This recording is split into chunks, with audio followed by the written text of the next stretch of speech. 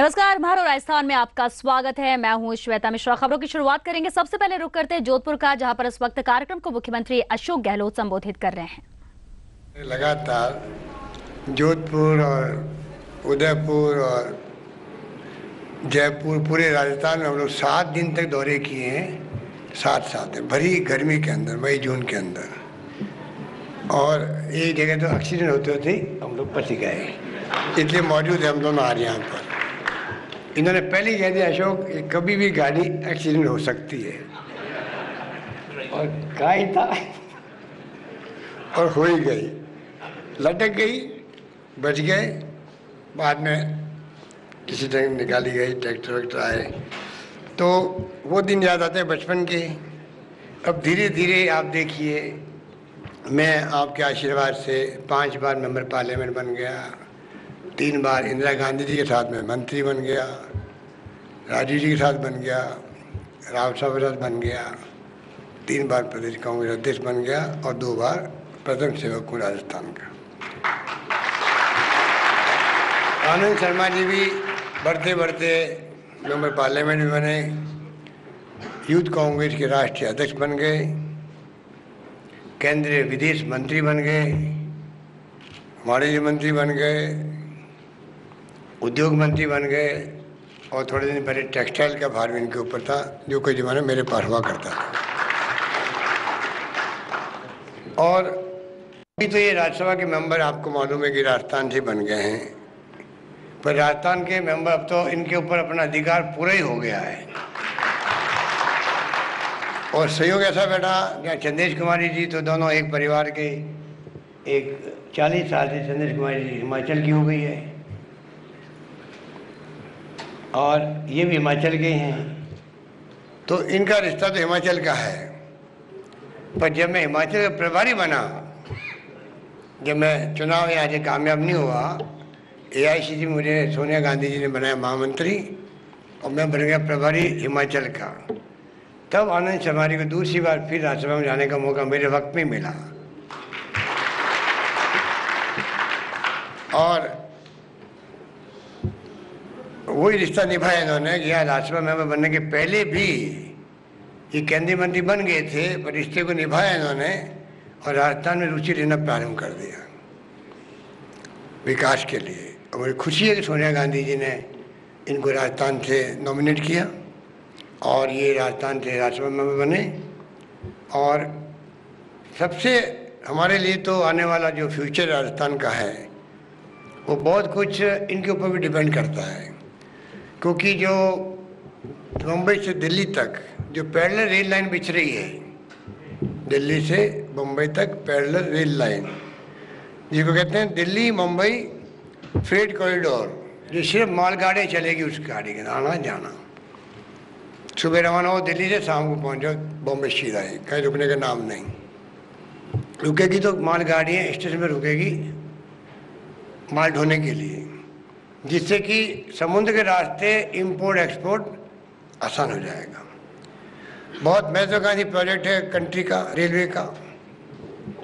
इन्होंने बनाया DMIC, Delhi Mumbai industrial corridor limited company बना दी है। उसलिए बार बार राजस्थान में भी आ रहे हैं। कल भी दिल्ली जयपुर में हमने मीटिंग करी है, और 5 नोड बनेंगे राजस्थान के अंदर। पूरे रेल लाइन का 39% एरिया राजस्थान होकर गुजरता है, 39%, और राजस्थान करीब 60% कवर होगा उससे, क्योंकि रेल लाइन जाएगी। 5 नोड बनेंगे, निमराना, टपुगड़ा, भिवाड़ी, जयपुर, दौसा,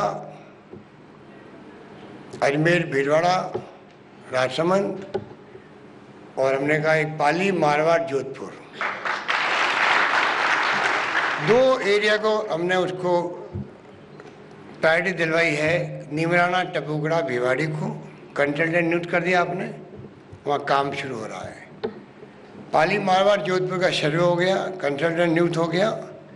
आने वाले 5, 10, 15 सालों में आप देखेंगे, क्योंकि रेल लाइन के 150 किलोमीटर तक विकास होंगे, बड़े बड़े इंडस्ट्रियल जोन बनेंगे, एयरपोर्ट बनेंगे, सब तरह की जो एक्टिविटी है विकास की वो उन जोन में होगी। उसके लिए अभी से ही ज़मीनों के चिन्हीकरण हो रहे हैं, कुछ लोगों को तकलीफ भी हो रही है।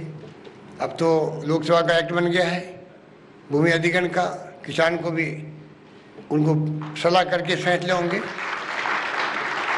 सोनिया गांधी जी का और राहुल गांधी का बहुत बड़ा कंट्रीब्यूशन है। मनमोहन सिंह जी को कन्विंस करके जो कुछ भी आज देश में अधिकार की युग की शुरुआत हुई है, जिसमें सूचना का अधिकार तो है ही है, पर रोजगार का अधिकार, नरेगा हो गया, शिक्षा का अधिकार हो गया, फूड सिक्योरिटी बिल आ गया, अब आपका लैंड एक्विजिशन बिल भी आ गया, आदिवासियों के लिए अलग बिल बन गया। अधिकार देने की युग की शुरुआत में मैं समझता हूँ नया माहौल बना है देश के अंदर। और साथ साथ में जो डॉक्टर मनमोहन सिंह जी ने शुरुआत करी थी उदारीकरण की, वैश्वीकरण की देश के अंदर 91-92 के अंदर, उसके पहले ये संभव नहीं था इस प्रकार की संस्थाएं बनना देश के अंदर भी, बड़ी बड़ी चौड़ी हाईवे बनना, बड़ी बड़ी उद्योग धंधे आना, एफडीआई आना, ये संभव ही नहीं था। इसलिए राजीव गांधी का सपना था 21वीं सेंचुरी में जाने तक 15 साल में हम ऐसी तैयारी कर लें जिसे नई शताब्दी में तो दुनिया जाएगी जाएगी, अपना आप जाएगी, पर हम तब तक हम भी ऐसे तैयार हो जाएं कि दुनिया के विकसित राष्ट्रों की तरह हम लोग आके उनकी पंक्ति में खड़े हो सकें। ये कंप्यूटर की बात वो करते थे, लोग समझते नहीं थे। जब मोबाइल फ़ोन हर हाथ में आ गए, लोग समझते नहीं थे उस ज़माने के अंदर। गली गली में पहले बूथ खुले थे टेलीफोन के, अब उनकी जरूरत ही नहीं है। उसके पहले क्या हालत थे टेलीफोन के, 6-6 घंटे बैठना पड़ता था जयपुर बात करने के लिए, दिल्ली बात करने के लिए हालात थे देश के अंदर। इसलिए नई सोच, दूरदृष्टि, पक्का इरादा, इच्छा शक्ति और विजन जब होता है तो रास्ता अपना मिलता आगे बढ़ने का। इसीलिए आज हमारे छात्रों को आप बताइए, निफ्ट यहाँ खुल गई, जो फैशन टेक्नोलॉजी की बड़ी संस्था मानी जाती, पैसिजियस।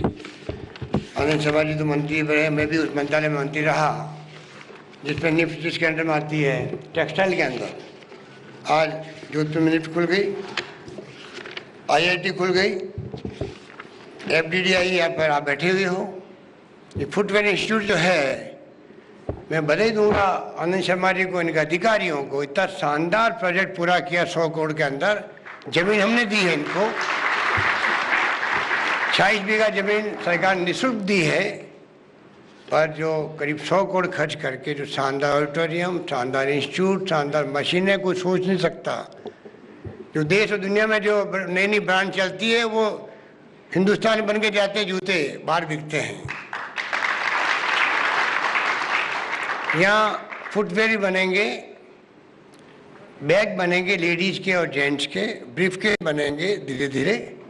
ड्रेसेज आपने देखी अभी फैशन शो में, वो ड्रेसेज यहाँ डिज़ाइन यहाँ पर होगी, निफ्ट अलग डिज़ाइन कर रहा है, यहाँ अलग डिज़ाइन होगी, और रिटेल मार्केटिंग अलग होगी, उनके अलग ट्रेनिंग कोर्सेज होते हैं। मैं छात्रों से बात कर रहा था, अधिकांश छात्र जोधपुर के लगे मुझे। आज ये छात्र पुणे में, महाराष्ट्र में, कर्नाटका में, मणिपाल में, पता नहीं कहाँ का पढ़ने जाते थे पहले ही। ये हमने प्राइवेट सेक्टर को अलाउ किया राजस्थान में, उसके बाद में आज राजस्थान में यहाँ के छात्रों को बाहर नहीं जाना पड़ता, बल्कि 18,000 छात्र राजस्थान में बाहर के राज्यों के आ चुके हैं अभी तक। एक मणिपाल यूनिवर्सिटी आई है हमारे यहाँ पर, उसके कारण से मेडिकल कॉलेज खुल गई है, इंजीनियरिंग कॉलेज तो 150 खुल गई है, नर्सिंग कॉलेज खुल गई है। मणिपाल में 9,000 छात्र आ चुके हैं, 22,000 छात्रों के कैंपस बन रहा है जयपुर के अंदर, मणिपाल में। जोधपुर में तो आप देखिए साइंस, हमारी चंद्रशेखर जी बैठी हुई है, ये मंत्रालय के मंत्री है।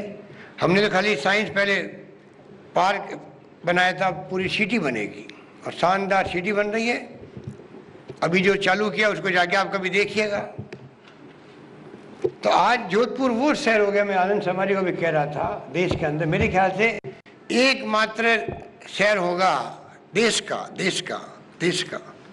जहाँ पर ये संस्थाओं को मैं नाम गिना रहा हूँ आपको, निफ्ट भी जहाँ हो, FDDI वहाँ हो, साइंस पार्क वहाँ हो, एम्स जो हो, IIT किसे कहते हैं वो यहाँ पर हो, लॉ यूनिवर्सिटी यहाँ हो, आयुर्वेद यूनिवर्सिटी यहाँ हो, पुलिस यूनिवर्सिटी यहाँ हो, और कृषि विश्वविद्यालय मैंने परसों ही एक्ट पास करवाया असेंबली के अंदर, परसों ही कृषि विश्वविद्यालय।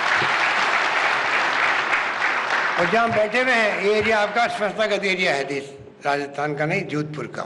ये जालान डूंगरी है जयपुर का।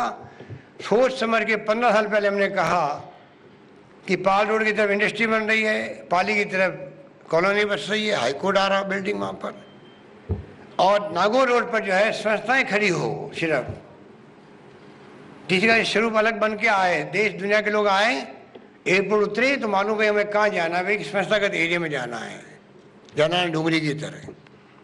तमाम संस्थाएं आ रही है, ये तो मैंने कुछ नाम गिना है, और भी कई संस्थाएं आ रही है, पैरामिलिट्री फोर्सेज की यहाँ संस्थाएं आ रही है।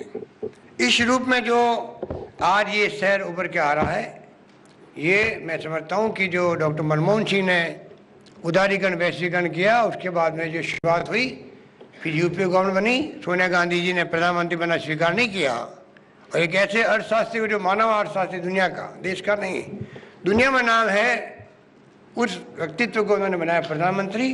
इसीलिए आज नई नई योजनाएं आ रही है, इसीलिए आज रेवेन्यू बढ़ रही है देश की और प्रदेश की। आज मैंने 40,500 करोड़ का बजट पेश किया है, पहले 4,000 करोड़ का होता था। पिछली बार हम गवर्नमेंट में थे, जुगल काबले बैठे हुए हैं, डॉक्टर चंद्रमान जी मेरे मंत्री थे, 4,000, 5,000, 6,000 करोड़ के मुश्किल से बजट पेश होते थे। आज 40,500 करोड़ का बजट पेश हुआ। इसीलिए सोशल सिक्योरिटी स्कीम, पानी की योजनाएं, बिजली की योजनाएं, सड़कों का जाल, शिक्षा में, स्वास्थ्य में आगे बढ़ रहे हैं कि योजना लेके आए सोशल सिक्योरिटी की, और जिसका नाम पूरे देश में दुनिया में हो रहा है, फ्री मेडिसिन हो, जांचें फ्री हो, सब कुछ जो है हर वर्ग को कुछ न कुछ करने का प्रयास सरकार ने किया। इसलिए ये योजना जो FDDI के माध्यम से बनी है, मैं साधुवाद देना चाहूँगा लकारा साहब और तमाम इनके अधिकारी लोग बैठे हुए हैं। मुझे खुशी है कि आज ऐसी संस्था में बैठे हुए हैं जो अंतर्राष्ट्रीय स्तर की संस्था के रूप में आपके सामने आएगी, ये मैं कहना चाहूँगा आपको। अंतर्राष्ट्रीय स्तर की संस्था, ये देश में 8 संस्थाएं, उसमें एक संस्था ये भी बनी है। इस रूप में इस संस्था में आप देखेंगे मशीनरी का तो कमाल का काम दिखेगा आपको। हमें खुद का आश्चर्य हुआ जिस रूप में टेक्निकल और टेक्नोलॉजी के साथ में जो काम चल रहा था अंदर, फुटवियर का और डिजाइनिंग का, देखने काबिल है। तो मुझे खुशी है कि हम सब आज भागीदार बने हैं इस शानदार इंस्टीट्यूट के उद्घाटन समारोह के अंदर। और मुझे खुशी इस बात की भी है कि 5 मई 2011 को आए थे आनंद शर्मा जी, स्पेस पार्क का भी उद्घाटन इन्होंने किया, वो भी इन्हीं की देन थी। और अब 2 साल के अरसे में, करीब 2-2.25 साल के अरसे में इसका बन जाना, इतना शानदार बिल्डिंग शानदार बनी है, बारंबार बधाई इनको। टाइम पे मशीन आ गई है और सब कोर्स चलने लग गए हैं। बहुत मेरी शुभकामनाएं संस्था के प्रति और छात्रों के प्रति भी बहुत बहुत शुभकामनाएं, मुबारकबाद, और उनके उज्जवल भविष्य की मैं कामना करता हूं। और पुणे में आनंद शर्मा जी का आप सबकी ओर से, मेरी ओर से हार्दिक स्वागत, धन्यवाद, जय हिंद।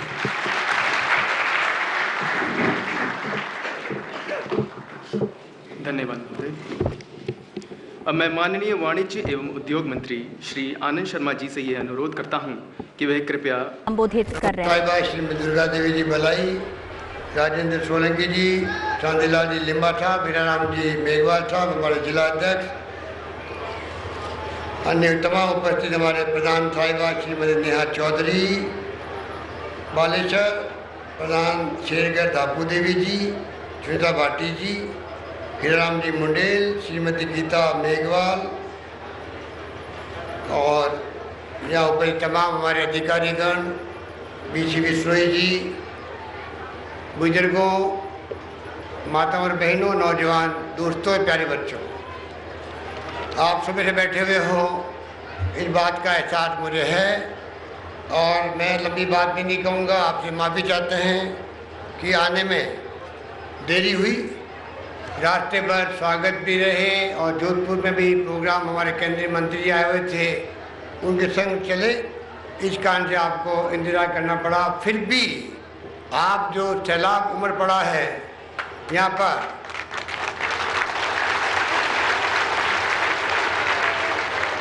उसके लिए आपको शुक्रिया, धन्यवाद, क्योंकि यह तभी संभव होता है तब आपका आशीर्वाद, आपकी दुआएं, आपका प्रेम, आपका स्नेह, आपकी मोहब्बत और आपका विश्वास हम सबके प्रति हो, तब ये संभव होता है।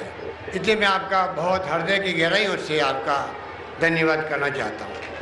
और कहना चाहूँगा, पहले भी आए थे हम लोग के सिंह राठौड़ साहब के श्रद्धांजलि और सम्मान प्रकट करने के लिए, तब भी आप लोग बड़ी संख्या में आए थे। जो मांगे आपने रखी, सरकार ने कभी कमी नहीं आने दी। जब राठौड़ साहब थे तब भी, और मुझे खुशी है राठौड़ साहब ने भी पिछले 50 साल तक लगातार जितनी सेवा शेरगढ़ क्षेत्र की थी, उतने कम लोग होते हैं जनप्रतिनिधि जो हर गांव के अंदर स्कूल खोले, हैंडपम्प कैसे खुदे, ट्यूबवेल कैसे खुदे, छोटी छोटी बातों का ख्याल रख करके वो आपकी सेवा करते थे। वो इंसान आज हमारे बीच नहीं रहा, उनकी यादें हमारे बीच में हैं, और उनकी यादों के जो उनके सपने थे अधूरे, उनको पूरा करने का संकल्प हमारे सामने है। और मैं उम्मीद करता हूँ कि, और आपको यकीन दिलाता हूँ कि जो भी सपने उनके अधूरे रहे हैं, उमेश सिंह जी ने आपको बताया, कई मांगे मेरे सामने रखते रहते हैं, लंबी फहरिस्त है, आप जानते हैं, मैं उनको रिपीट नहीं करना चाहता। पर मैं कहना चाहूँगा, सरकार ने चाहे हमारा उम्मीदवार नहीं जीता हो यहाँ पर चुनाव के अंदर, लोकतंत्र में हार जीत होती रहती है, पर उसके बावजूद भी हमने कभी शेरगढ़ के विकास में कमी नहीं रखी, ये मैं आपको कह सकता हूँ। 55 साल में एक एम्स बना था दिल्ली के अंदर, अब 4 एम्स बन रहे, उसमें जोधपुर का नाम भी है, करीब करीब काम पूरा हो चुका है। इस रूप में आप देखें, चारों ओर माहौल बन गया है राजस्थान के अंदर, शिक्षा का, विकास का, इन्वेस्टमेंट का, देश और विदेश से इन्वेस्टमेंट आए हैं। शरीर बताते हैं कि राजस्थान 4थे नंबर पर है देश के अंदर, या सबसे अधिक इन्वेस्टमेंट भी आए हैं। इसलिए मैं कहना चाहूँगा, कॉलेज खोल के बहुत खुशी हुई। मैं आपसे अपील करूँगा, जो नया जमाना आया है, आप लोगों ने, आपके पिताजी ने, दादाजी ने तो मजदूरी भी की होगी, कई लोगों ने पत्थर तोड़े होंगे, पर अब जमाना बदल गया है। हमारी वर्तमान छात्र, नौजवान पीढ़ी, उनको आप तालीम और शिक्षा के लिए आप कुछ संकल्प करो, वही परिवार आगे बढ़ेगा, वही जाति आगे बढ़ेगी, वही वर्ग आगे बढ़ेगा, जिसके घर में पूरी शिक्षा होगी बच्चों में। आज नौकरी मिलती है 5 लाख, 25 लाख, 50 लाख रुपए तक मिलते हैं प्रति वर्ष। जमाना बदल गया है, क्रांति हो गई है, उसका लाभ हम उठाएं। हमारे बच्चे भी राजनेता बने, अधिकारी बने, उद्योगपति बने, व्यापारी बने, सब कुछ संभव है। वो जमाना आ चुका है उदारीकरण का, वैश्वीकरण के बाद में। यूपीए गवर्नमेंट ने, सोनिया गांधी जी ने जो स्कीम लाई महिलाओं के लिए, जननी शिशु सुरक्षा योजना, आप कल्पना करें, एक पैसा में कितनी पीड़ा होती थी, लाने में ले जाने में, पता नहीं क्या होगा। हमारे यहाँ मातृ मृत्यु दर, शिशु मृत्यु दर ज़्यादा है। देश के अंदर 6 राज्य ऐसे हैं जहाँ मातृ मृत्यु दर, शिशु मृत्यु दर ज़्यादा है। बच्चा पैदा होते ही मर जाता है, माँ मर जाती है। सरकार चाहती है, सोनिया गांधी की स्कीम है, एक माँ नहीं मरे, एक शिशु नहीं मरे, इस प्रकार की योजनाएं स्वच्छतागत पक्षों के माध्यम से करना चाहते हैं। आपको जान खुशी होगी, इन योजनाओं के माध्यम से 16 लाख महिलाओं ने अभी तक लाभ उठाया है। राजस्थान में मातृ मृत्यु दर, शिशु मृत्यु दर कम होने लग गई है। इस प्रकार के हालात राजस्थान में बनने लग गए हैं। इसलिए मैं कहना चाहूँगा, चारों ओर विकास का माहौल है, इन्वेस्टमेंट का माहौल है। 150 करोड़ रुपये खर्च करके हम लोग 5 नौजवानों को कौशल विकास करवा रहे हैं, जिससे कि वे मजदूर नहीं बने, कारीगर बन जाए, अच्छे पैसे कमाएं। 1.5 लाख नौकरी मैंने दी है, 1.5 लाख की प्रक्रिया चल रही है, जो इतिहास में कभी नहीं हुआ। 80,000 तो कर्मचारियों के प्रमोशन हो गए राजस्थान में, जो पहले कभी नहीं हुए। हर वर्ग को हमने, चाहे बच्चा हो चाहे बुजुर्ग हो, पेंशन का महाअभियान चलाया हमने। 35 लाख बुजुर्गों को, विधवाओं को, निःसज्जनों को पेंशन का अभियान चला के हमने सम्मिलित किया उन लोगों को। आप कल्पना करें, आवास योजना गरीबों के लिए, पक्की छत बन रही है गांव-गांव के अंदर। दवाइयाँ फ्री कर दी, पशुओं की दवाएं फ्री कर दी, जांचें फ्री कर दी। सरकार ने अपनी तरफ से 1 रुपये किलो गेहूँ दे रहे हैं। अब तो सोनिया गांधी जी ने और डॉक्टर मनमोहन सिंह जी ने जिस प्रकार से अधिकार युग की शुरुआत करी है, सूचना का अधिकार, शिक्षा का अधिकार, मनरेगा के माध्यम से रोजगार का अधिकार मिल गया, फूड सिक्योरिटी एक्ट आ गया, भूमि अधिग्रहण के लिए भी अलग कानून बन गया है, किसान को पूरा मुआवजा मिले वरना उनको भूमि नहीं ली जाएगी।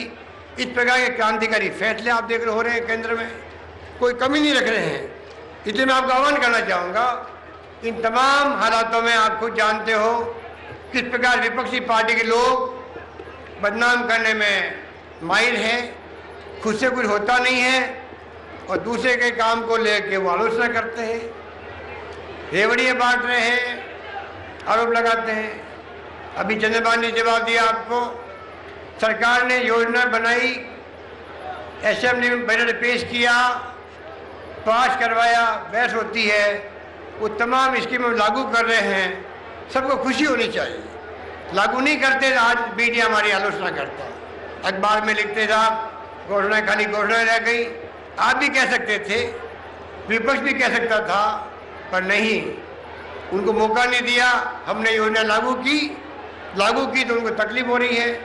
इसलिए मैं आपका आह्वान करना चाहूँगा, कृपया करके आप लोग मजबूती से आगे बढ़ें।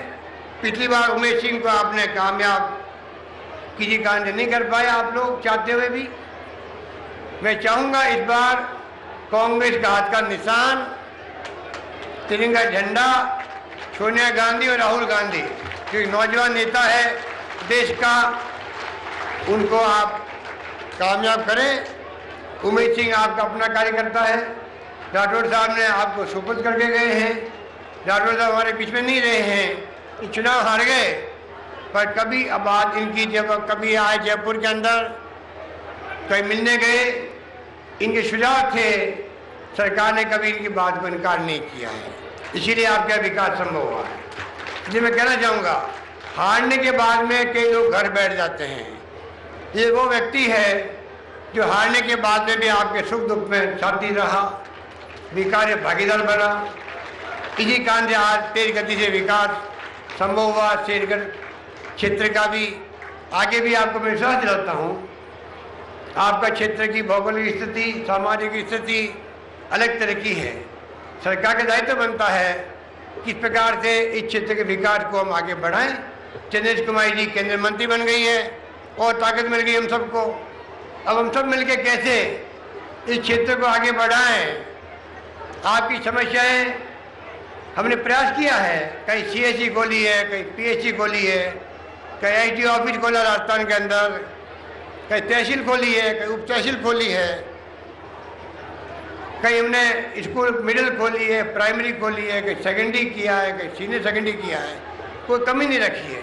और आपके यहाँ कॉलेज भी किया है। आप निश्चिंत रहो, आने वाले वक्त में और ज़्यादा जो समस्या आपकी है उनको दूर करेंगे। और जो सरकार कर सकती है, सोशल सिक्योरिटी में आज पूरे देश में दुनिया में नाम हो गया राजस्थान का, इस प्रकार की योजनाएं हम लोगों ने लागू की है। आगे भी मैं आपको कहना चाहूँगा कि हमारे यहाँ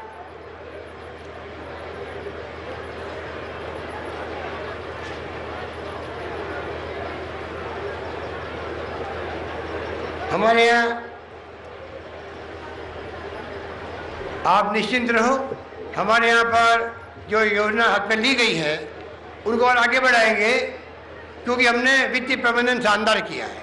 वित्तीय प्रबंधन इतना शानदार किया है, पहले 4,000, 6,000, 8,000, 10,000 करोड़ के बजट पेश होते थे। मैंने शानदार वित्तीय प्रबंधन करके व्यापारियों से, उद्योगपतियों से, रॉयल्टी से, चाहे वो मार्बल की हो, चाहे पत्थर की हो, सब तरीके से इनकम बढ़ा करके आज 40,500 करोड़ का बजट पेश किया मैंने। इसलिए योजनाएं आ रही है आपके यहाँ, इसलिए कॉलेज खुल रही है, विश्वविद्यालय खुल रहे हैं, सीएससी बन रही है, पीएचसी बन रही है, सीनियर सेकेंडरी स्कूल बन रही है, सब्जेक्ट खुल रहे हैं। ये कैसे संभव हुआ? पेंशन मिल रही है, 1 रुपये किलो गेहूँ मिल रहा है। 50,000 देते थे पहले हम लोग, अब 70,000 कर दिए हम लोगों ने गरीब की पक्की छत के लिए। क्या क्या नई योजना बनी है, इसलिए हमारा वित्तीय प्रबंधन शानदार रहा है। और तो और मजदूरों के लिए यहाँ बालेश्वर में बहुत मजदूर रहते हैं, मैं कार्यकर्ताओं से, नौजवानों से, छात्रों से अपील करना चाहूँगा कि कोई पार्टी के लोग हों, आपकी जिम्मेदारी बनती है समाज सेवा करने की। आज हमारे कामों ने प्रभावित होकर के मुझे खुशी है कि 4 हमारे नेता बीजेपी के वो सम्मिलित हुए हैं कांग्रेस में, उनको मैं स्वागत करना चाहता हूँ। गीता मेघवाल भी है उसके अंदर, मोडाराम जी, मदन सिंह जी, कानाराम सुतार। मुझे खुशी है ये योजनाएं आपके सामने आई है। इसलिए मैं कहना चाहूँगा इस प्रकार से जो योजनाएं लाए हैं हम लोग, 40,500 करोड़ का बजट पेश किया है, शानदार वित्तीय प्रबंधन किया है, इनकम की हम लोगों ने इनकम करके पैसा बढ़ाया है, रेवेन्यू बढ़ी सरकार की, खजाने में पैसा इकट्ठा किया है, वापस खर्च कर रहे हैं। ये कायदा होता है लोकतंत्र के अंदर। इसलिए मैं कहना चाहूँगा आज हमने 5 साल के लिए 1,96,000 करोड़ का बजट पास करवाया दिल्ली के अंदर। 1,96,000 करोड़ का 5 साल के लिए प्लानिंग कमीशन से, मामूली बात नहीं है, ऐसे नहीं होता है। पिछली सरकार ने 71,000 करोड़ का 5 साल का बजट पास करवाया था केंद्र से। उनकी सरकार चली गई 1.5 साल में, हमने बढ़ा करके उनको 71,000 को 96,000 करोड़ तक हमने खर्च किया राजस्थान के अंदर, तब जाके इतनी स्कीम आई है। स्कीम ऐसी नहीं आती है, वित्तीय प्रबंधन करना पड़ता है, बिना पैसे के कोई स्कीम आगे बढ़ नहीं सकती है। पर वो जिस प्रकार से अफवाह फैलाते हैं, पेंशन मिल रही है, बाद में बंद कर देंगे, चुनाव आ गया, चुनाव से कोई संबंध नहीं है। सरकार ने फैसला कर लिया, वो जिंदगी भर रहेगा, गरीब को पेंशन मिलेगी तो मिलेगी, कोई पेंशन रोक नहीं पाएगा, ये मैं कहना चाहता हूँ। तो एक बात अपील करना चाहूँगा मैं, नौजवान जो है, छात्र जो है, वो अपने जीवन में, छात्र जीवन में कुछ समाज सेवा करे, वो जिंदगी भर उनके काम आएगी, व्यक्तित्व में विकास होगा उनका, डिग्निटी ऑफ लेबर होगी, श्रम करते प्रतिष्ठा बढ़ेगी उसकी, ये काम भी उसको करना चाहिए। आज मैंने कहा, एक मैं उदाहरण देता हूँ, सब जगह हमने मजदूरों के लिए स्कीम बनाई, खाली 80 रुपये दे करके उसको नाम लिखना रजिस्टर के अंदर, कुछ नहीं करवाना है, सिर्फ 80 रुपये दे करके। उसके बाद में अगर वो बीमार पड़ गया, उसका बीमा हो गया अलग से, बच्चे पढ़ रहे हैं, उसकी वजीफा अलग मिलेगा, स्कॉलरशिप अलग मिलेगी, लड़की की शादी है, 50,000 रुपये सरकार देगी उसको। खुद घायल हो गया काम करते करते मजदूरी में, 33 तरह के मजदूर है, 33 तरह के, निर्माण मजदूर भी है, लोहार भी है, कई तरह के उसके अंदर। 33 तरह के मजदूरों को अगर बीमार पड़ गया तो मैंने कहा बीमा हो गया, लड़की की शादी 50,000 रुपये, और खुद घायल हो गया काम करते तो 50,000 अलग मिलेंगे। और कोई दुर्भाग्य से किसी की मृत्यु हो जाती है, कई बार मजदूर मर जाता है, तो हम फ़ोन करते हैं कलेक्टर को, ठेकेदार से पैसे दिलवाओ उसको, ठेकेदार भाग जाता कई बार, लाख रुपए, 1.5 लाख रुपये, 50,000 मुश्किल से मिलते हैं। हमने कहा वो अलग मिलेगा, सरकार अपनी तरफ से पहले देती थी 75,000, हमने 5 लाख रुपए कर दिए मजदूर के लिए, 5 लाख।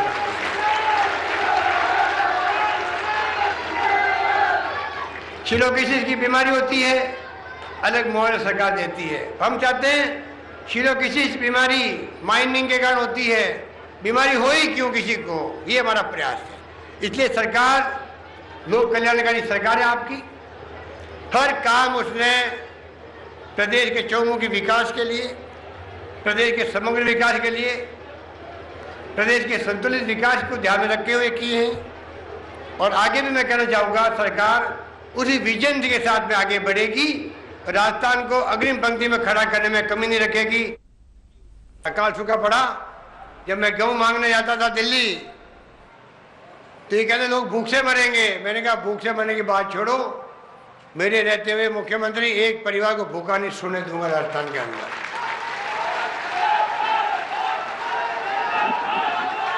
भीख का कटोरा लेके घूम रहा है मुख्यमंत्री अशोक गहलोत दिल्ली की सड़कों पर, भीख मांग रहा है गेहूं की, दिल्ली में जाके भीख मांग रहा है। ये ताने करते थे हमारे ऊपर ये लोग, इनको शर्म ही नहीं आती थी। भीख किसके लिए मांग रहा है? भीख नहीं मांग रहा है, अधिकार मांग रहे थे हम। हमारी आम जनता जो 3-4 साल लगातार अकाल पड़ा हुआ था, घर घर में गेहूं पहुंचा दिया, निजी काम शुरू करवा दिए, चारे का प्रबंधन किया, पानी का प्रबंधन किया और गांव गांव में गेहूं की बोरियां रखवा दी। कोई संकोच में नहीं मांगे तो फ्री पहुंचा दो घर में गेहूं, कोई भूखा नहीं सोना चाहिए राजस्थान के अंदर। और उस वक्त में परिवर्तन यात्रा निकाल करके बदनाम किया गया, लोग भूख से मरेंगे, खजाना खाली है, हम आएंगे ताले तोड़ के ले आएंगे। लोगों को भुला में डाल दिया।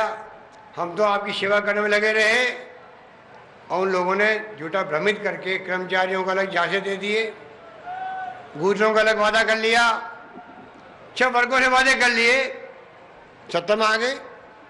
देख लिया आपने शासन ने कुशासन के रूप में 5 साल बिताए। अब वो किस मुंह से बात करें?